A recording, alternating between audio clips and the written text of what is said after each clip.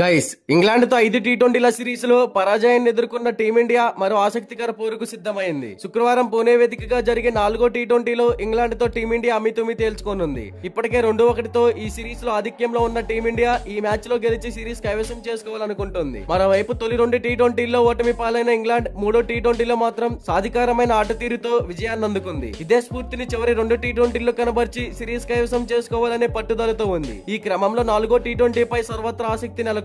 3వ టీ20లో అనూహ్య పరాజయాన్ని ఎదుర్కొన్న team India తప్పులపై focus పెట్టింది. ఈ క్రమంలో తుది జట్టులో స్వల్ప మార్పులు చేయనుంది. గత మ్యాచ్ లో హర్షదీప్ సింగ్ ను పక్కన పెట్టి మహమ్మద్ షమీని ఆడించగా అతను పెద్దగా ప్రభావం చూపలేదు. 14 నెలల సుదీర్ఘ విరామం తర్వాత జట్టులోకి వచ్చిన షమీ ఒక్క వికెట్ కూడా తీయలేకపోయాడు. అతని పేలవమైన ఆట తీరే టీమిండియా ఓటమికి కారణమైంది. అయితే షమీపై వేటు వేయకుండా అతనికి తోడుగా హర్షదీప్ సింగ్ ను ఆడించే ఛాన్స్ ఉంది. అతని కోసం స్పిన్నర్ రవి బిష్నాయ్ పై వేటు వేయనున్నారు. వెన్నునొప్పితో గత 2 మ్యాచ్లకు దూరమైన రింకు సింగ్ అందుబాటులోకి వచ్చాడు. దాంతో అతని స్థానంలో ఆడిన ధ్రువ్ జురేల్ బెంచ్ కి పరిమితం కానున్నాడు. హార్దిక్ పాండ్యాకు రెస్ట్ ఇవ్వాలనుకుంటే శివం దూబే జట్టులోకి వస్తాడు. మిగతా లైనప్ లో ఎలాంటి మార్పులు జరిగే అవకాశం లేదు. అయితే ఈ సిరీస్ లో సంజు శాంసన్ దారుణంగా విఫలమవుతున్నాడు. గత 3 మ్యాచ్ల్లో అతను ఒకే రీతిలో అవుట్ అవ్వడం విమర్శలకు దారితీసింది. జోఫ్రా ఆర్చర్ బౌలింగ్ లోనే షార్ట్ పిచ్ బాల్స్ ను ఫుల్ షాట్ ఆడబోయి వికెట్ పారేసుకున్నాడు. 4వ టీ20లోనైనా అతని బలహీనతను అధిగమించాలి. అయితే అభిషేక్ శర్మ అడపదడప రాణిస్తున్న భారీ ఇన్నింగ్స్ ఆడాల్సి ఉంది. కెప్టెన్ సూర్యకుమార్ యాదవ్ ఇప్పటి వరకు స్థాయికి తగ్గ ప్రదర్శన కనబరచలేదు. హార్దిక్ పాండ్యా పర్వాలేదనిపిస్తున్నాడు. మరోసారి సమిష్టిగా రాణిస్తే